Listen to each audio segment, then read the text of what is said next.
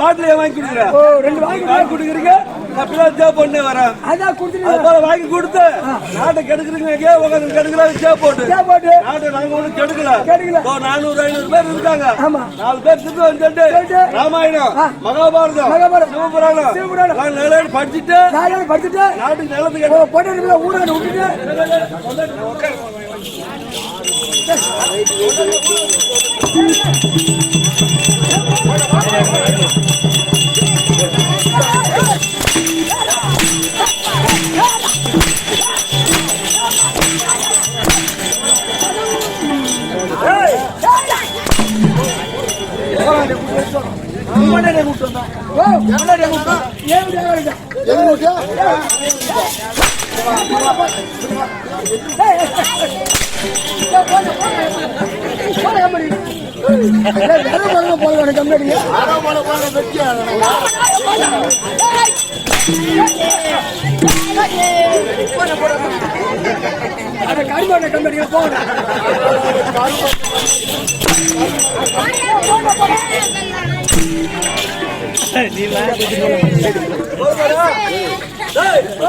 அவங்க வீட்டுல விட்டுட்டு சொல்லிட்டு வரோம். மகாராஜா நல்லவனாக வல்லவனாக வாழ்ந்திரு, சுகச்சாமமாக வாழ்ந்திரு, 16 பெற்று பெருவாழ்வு வாழ கடவுளே. நோயற்ற வாழ்வு குறைவற்ற செல்வத்தோடு வாழ்ந்திரு. அன்பார்ந்த சபைக்கு மனமார்ந்த வணக்கம். ஏழ்மலை, இந்த சபையை உற்று நோக்கி பார்த்தால் எப்படி விளக்கம்?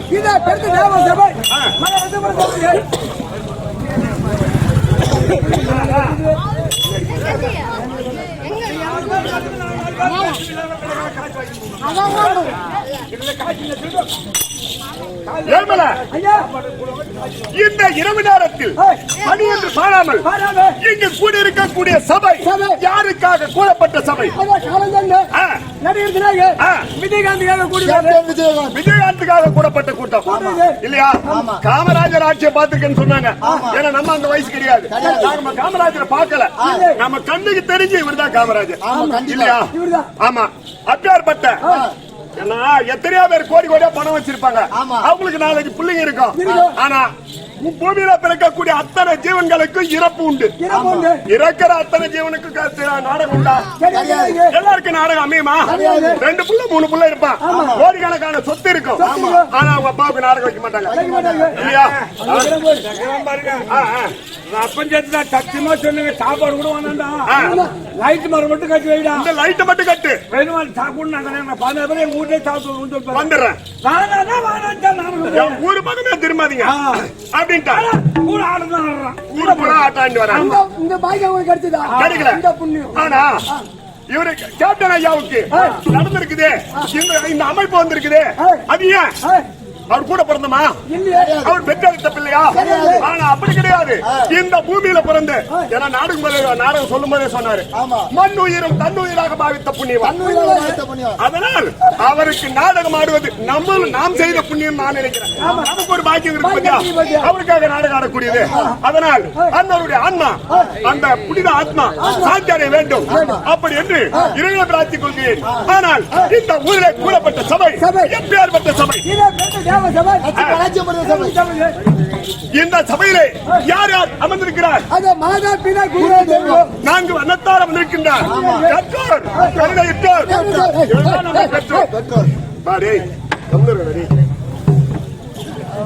அப்படி ஆர்மையின் தாய் தந்தை மார்களுக்கும், கற்றறிந்த கன நலவான்களுக்கும், படித்த மகா மேதைகளுக்கும், இன்னும் இந்த புண்ணிய பூமியிலே இந்த பழைய நேரத்திலே காலம் சென்ற எத்தனையோ நாடக பேராசான்கள் அன்னவருடைய பாகத்திற்கும், இங்க வந்திருக்கக்கூடிய நாடக ஆசிரியர் அனைவருடைய பாகத்திற்கும் நம் நாடகத்தை கண்டுகளிக்க அக்கம் பக்கம் கிராமத்தில் அன்னவருடைய பாகத்திற்கும், நம் நாடக கம்பெனியில் உள்ள அனைவருடைய பாகத்திற்கும் உங்கள் இருவருக்கும் சிறியவன் ஒரு கோடி வணக்கம். என்னுடைய விளக்கம்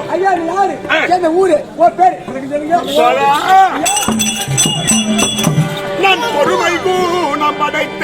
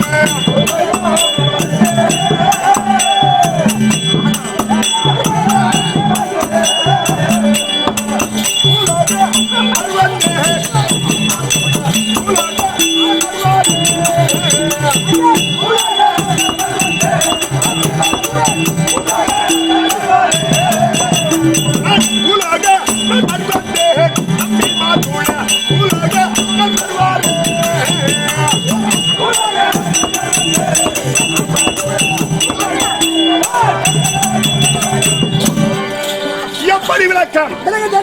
எப்படி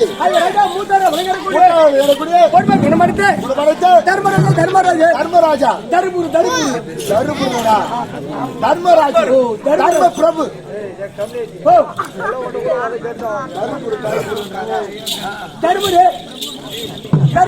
எப்படி விளக்கம்? தர்மபுத்திர மகாராஜா தர்மபுத்திர மகாராஜா ஐவர் ராஜாக்களே முத்தோன் பொறுமையா போஜனமாய் விளங்கக்கூடிய தர்மபுத்திர மகாராஜி அது மட்டும்தான் தெரியும். நான் எப்படி பிறந்தேன், நான் பிறந்த ஒரு வைபவ நிலை அது தெரியாது இல்லையா? பாண்டவர் அயலுக்கும் குந்தி மாத்திரா தேவிக்கும் ஐவர் ராஜாக்கள், அந்த ஐவர் ராஜாக்களே பாண்டவர் அயலுக்கும் குந்தமா தேவிக்கும் யமதர்மன் அம்சத்தால் பிறந்தவன் இந்த தர்மநந்தனே. அவர் எப்படி பாண்டு மகாராஜா அவர் நாட்டுக்கு ஒரு அரசு நீ சொல்ற வெறியில எப்படியோ கிரிக்கெட் ஏறி பார்க்க போய் என்ன கடிதா பூராத்தி மென்னு தின்ட்டு வந்துருவாங்க. ஆமா நாய் நானு மென்னு தின்ட்டு வந்துருந்தேன். அப்படி கிடையாது, சாப்பாடு அருமையான சாப்பாடு போட்டாங்க. ஏரிக்கெல்லாம் போவாங்க, ரமேஷ் வீடுங்கெல்லாம் இருக்குது இல்லையா? நீ சொல்றது எப்படி இருக்குது? பாண்டு மகாராஜனுக்கும் குந்தமாதேவிக்கும் பிறந்தான்னு சொன்னா அதுல ஒரு நியாயம் இருக்கு. ஆனா பாண்டு மகாராஜனுக்கும் குந்தமாதேவிக்கும் யமதர்மன் அம்சத்தால் பிறந்தான்னு சொல்றீங்களே, அது என்ன காரணம்? எங்க அப்பா இருக்காரு பாண்டு மகாராஜனுக்கு குந்தி மாத்ராதேவி இரண்டு பெண்களை பார்த்து திருமணம் செய்து வைத்தார்.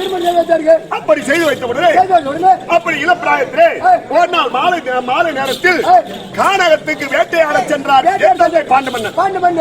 அப்படி செல்லக்கூடிய வேளையில் நேரத்தில் இரண்டு மான்கள் பெண்மான் ஒன்று ஆண்மான் ஒன்று அழகாக புணர்ச்சியில் ஈடுபட்டுக் கொண்டிருந்தது. எங்க அப்பா பார்த்தாரு, அழகான புள்ளிமான்கள் இரண்டும் துள்ளி விளையாடி கொண்டிருக்கிறது. அப்படி என்று எடுத்தார் வில்லை, கூட்டினார் நாணியை, அடித்தார் மான் மீது அம்பை. அப்படி அடித்தார். அப்படி பட்டம் அம்பு மான் மீது பட்ட அம்பு மகானாக ஐயோ என்று கீழே விழுந்தார்.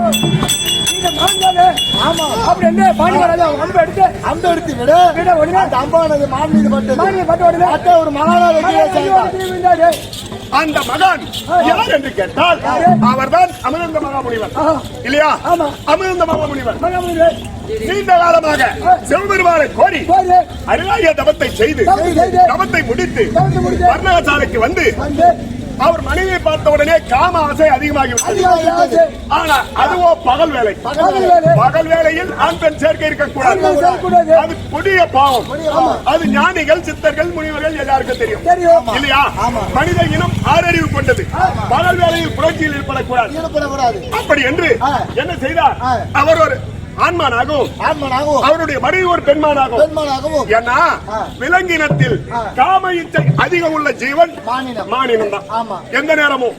அப்படி அந்த மானினத்தை உருவத்தை மாற்றி இருவரும் புணர்ச்சியில் ஈடுபட்டுக் கொண்டிருந்தார். அது தெரியாது என் தந்தை பாண்டு மகாராஜன் பானத்தை போட்டார். அதோ அமிர்த முனிவர் கீழே விழுந்தார். அப்போது பார்த்தார், அடே பாண்டு, உன் பானம் பட்டு நான் இறக்கப் போகிறேன். நீண்ட காலமாக சிவபெருமானை கோரி தவத்தை செய்து இன்று வந்து என் மனைவி மேல் உள்ள ஆசையினால் கட்டி சேரக்கூடிய நேரத்தில் என்னை பானத்தை போட்டு உன் பானத்தினால் என் உயிர் பிரிய போகிறது. அதே போல் உன் மனைவிகளை நீ ஆசையோடு சேர்ந்தால் உன் சிறப்பு 16,000 போகிறது. எப்போது உன் மனைவியை சேர நினைக்கிறாயோ அப்போது உன் சிரமானது. ஏன்னா நான் காம இச்சையோடு என் மனைவி சேர்ந்தேன். ஆனால் அந்த ஆசை நிவர்த்தி ஆவதற்குள் உன்பானப்பட்டு நான் இறக்கப் போகிறேன். அதே போல் உன் மனைவி சேர்ந்தார், நீ மடிய கடவுது அப்படி என்று சாபத்தை கொடுத்தார். அந்த சாபத்தை பெற்ற என் தந்தை பாண்டுமன்னன் இரண்டு மனைவிகள் இருந்தாலும் இனிமேல் இல்லற வாழ்க்கையில் ஈடுபட முடியாது, குலத்தை கொடுக்க முடியாது, நம் குலம் தலைக்காது, பேர் சொல்ல பிள்ளை என்பது கிடையாது. அதனால் சிற்றின்பத்தை வெறுத்து பேரின்பத்தை பெற வேண்டும். அப்படி என்று இல்லறத்தை விடுத்து ஒருவரம் பூண்டு ஒரு சன்னியாசியாக புறப்பட்டார்.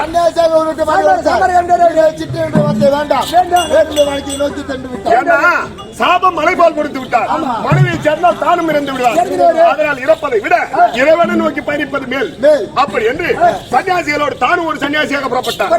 அப்படி புறப்பட்டு செல்லும் போது அப்ப சன்னியாசிகளா பார்த்தாங்க. முனிவர்கள் என்னப்பா ரொம்ப சின்ன வயசா இருக்க, வாலிப பருவமா இருக்க, இந்த வயசுல சன்னியாசியா வந்திருக்கக்கூடிய காரணம் என்ன காரணம் அப்படின்னு கேட்டாங்க. நடந்ததை சொன்னார். அப்ப என்ன தெரிவித்தார் முனிவர்கள்? அப்பா பூலோகத்திலே பரிதாபப்பட்டவன் ஒருவன் பிறந்து விட்டார்.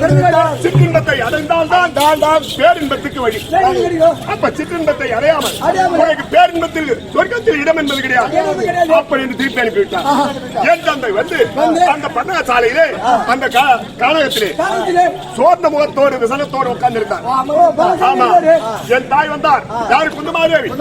ஓடி வந்து மன்னவா கானகத்துக்கு செல்லும் போது அந்த செந்தாமரை போல இருந்த முகம் இப்பொழுது சோகமாக உட்கார்ந்திருக்கக்கூடிய காரணம் என்ன காரணம் அப்படின்னு கேட்டார். அப்ப எங்க அப்பா 2 மான்கள் விளையாடி கொண்டிருந்தது. நான் பானத்தை போட்டேன். அது அமிர்த முனிவர் கீழே விழுந்தார். மலையோடு சேர்ந்தார். சிரம் 16,000 துக்களாக போக கடவுது. அப்படி என்று மலை போல் சாபத்தை அமிர்த முனிவர் கொடுத்தார். அதனால் இப்படி சோகமாக இருக்கின்றேன். நம் குலம் தழைக்காது, நமக்கு பிள்ளை என்பது கிடையாது அப்படி என்று அழுதாராம். அப்ப தாய் பார்த்தது, நீங்கள் யாரும் கவலைப்பட வேண்டாம்.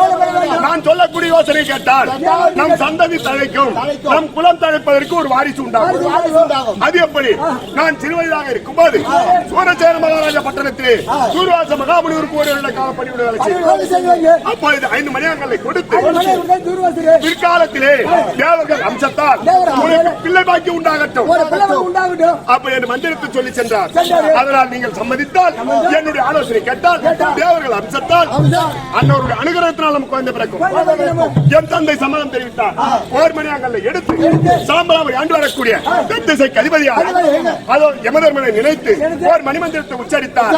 என் தந்தைக்கு யமதர்மன் அம்சம் வந்து விட்டது. ஒரு மணியாங்களை எடுத்து என்னால் பாண்டு மன்னனாக சேர முடியாது. யமதர்மனாக சேர்ந்து அந்த நேரத்தில் அந்த கானகத்திலே நான் பிறந்தேன். நான் பிறந்த ஒரு வைபவ நிலை, எப்பேற்பட்ட நிலை!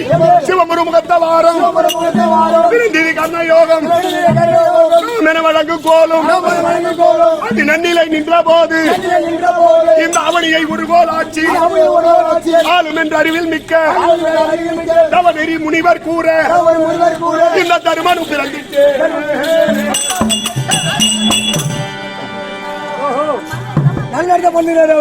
ஆமா. அப்ப யம தர்மம் கிடையாது. அம்சத்தால் பிறந்தவன்.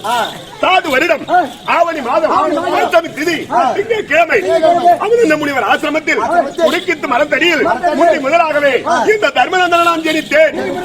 அப்படி பிறந்த உடனே மறுமுறை அதோ பாண்டவர் ஆயிருக்கும் தேவிக்கும் ஆளுதேவன் அம்சத்தால் என் தம்பி விமஜானம் பிறந்தார். மூன்றாவதாக பாண்டவர் ஆயிருக்கும் தேவிக்கும் தேவேந்திரன் அம்சத்தால் அர்ஜுனன் பிறந்தார்.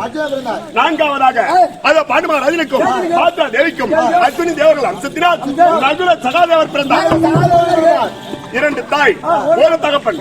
அப்படி இருந்தாலும் 2 தாய் பிள்ளைகளா இல்லாமல் ஒரு தாய் பிள்ளைகளாக வாழ்ந்து கொண்டு சில காலங்கள் வாழ்ந்து கொண்டு வரக்கூடிய வேலையில் என் தந்தைக்கு ஒரு நாள் தினத்திலே அமிர்த முனிவர் கொடுத்த சாபம் மறந்து விட்டது. என் தாய் இல்ல, என் சிற்றன்னையாகப்பட்ட மாத்ராதேவி குளித்துவிட்டு ஈர உடையோடு அந்த பர்ணசாலைக்குள்ளே நுழைந்தார். ஏன்னா விதி வலியது, யாரையும் விட்டு வைப்பது கிடையாது. அதனால் அமிர்த முனிவர் கொடுத்த சாபத்தை மறந்து தன் மனைவி மேல் உள்ள ஆசையினால் கட்டி அணைத்தார். கணவன் தான் கட்டி அணைக்கின்றாரே, அதனால் தடை சொல்ல முடியாமல் நானும் சம்மதித்து நின்றார் என் சிற்றன்னை மாத்ராதேவி. அப்போது அமிர்த முனிவர் கொடுத்த சாபப்படி என் தந்தை அங்கே இருந்து விட்டார். அப்ப எங்க அம்மா இருக்காங்க பாரு, குந்துமாதேவி வந்த உடனே எங்க சிற்றனை பார்த்தது, அக்கா நம் கணவர் இறப்பதற்கு நானே காரணமாக இருந்துச்சு. அதோ இந்த 5 ராஜாக்களும் மாத்ராதேவி பிள்ளை 2, குந்துமாதேவி பிள்ளை 3 இப்படி உலகத்தில் சொல்லக்கூடாது. யார் கேட்டாலும் குந்துமாதேவிக்கு 5 ராஜாக்கள் பிறந்தார். இது என் பிள்ளை அல்ல, இது உன் பிள்ளை. நானும் கணவரோடு உடன்கட்டையாக போகிறேன் அப்படி என்று என் தாயிடத்தில் ஒப்படைத்து விட்டு என் சிற்றன்னையும் உடன்கட்டை ஏறிவிட்டது. எங்க அப்பாவோட அவங்களும் செத்துட்டாங்க. அப்படி இருக்க நாங்கள் ஒரு 5 ராஜாக்கள். எங்க பெரியப்பா இருக்காரு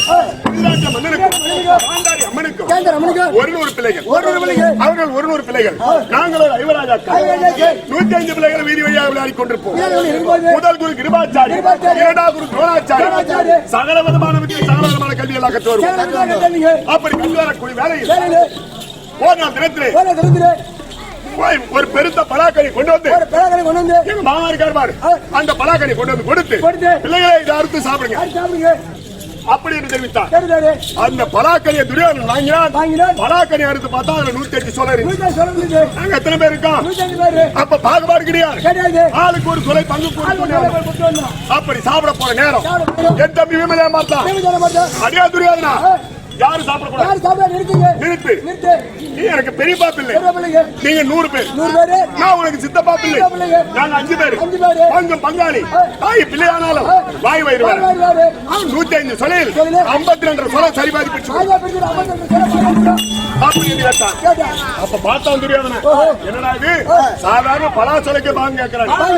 ஐவர் ஐயாக்களை உயிரோடு விட்டு வைத்தார். இந்த டெல்லியாக 66,000 வீதி ஒன்றுக்கு 66,000 வீடு, சதுரத்துக்கு சதுரங்கமான நாடு, மொத்த எண்ணிக்கை 435 கோடி 60 லட்சம் கொண்டது வீடு இல்லையா?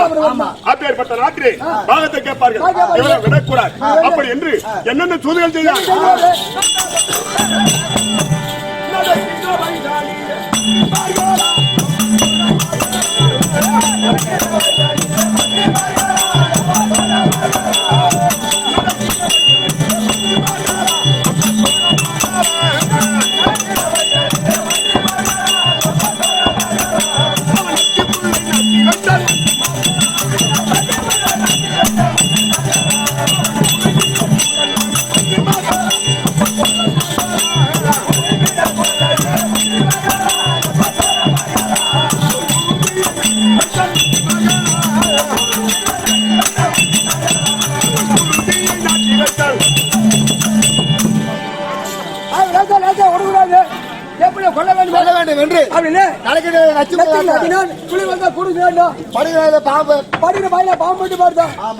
அப்படி சாதத்தில் விஷத்தை கலந்து வைத்தார்.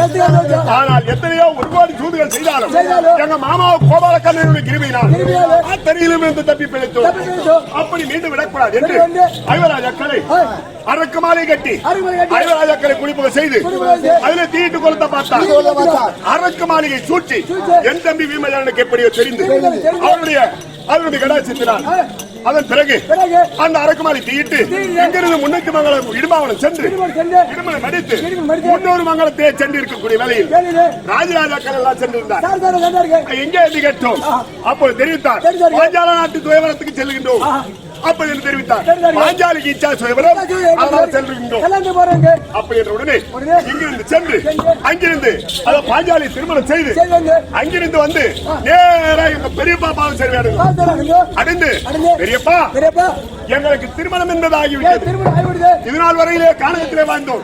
எங்களுக்கு என்று வீடு வேண்டும், நாடு வேண்டும், நகர் வேண்டும் அப்படி என்று கேட்டோம்.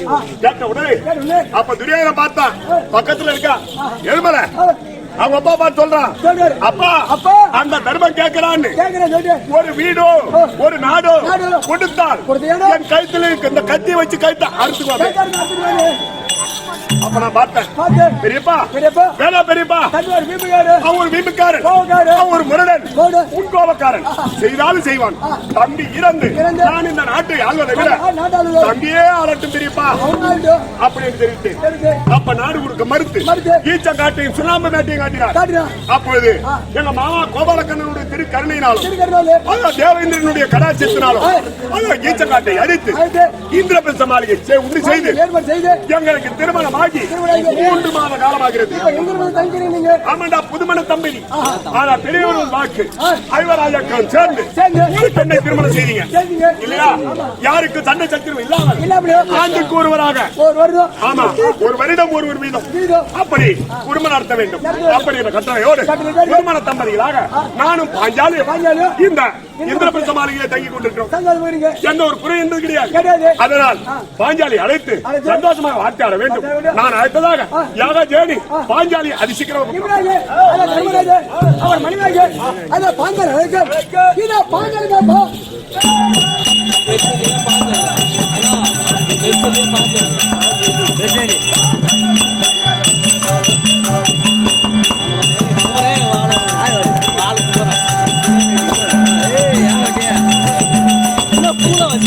பூனை வச்சு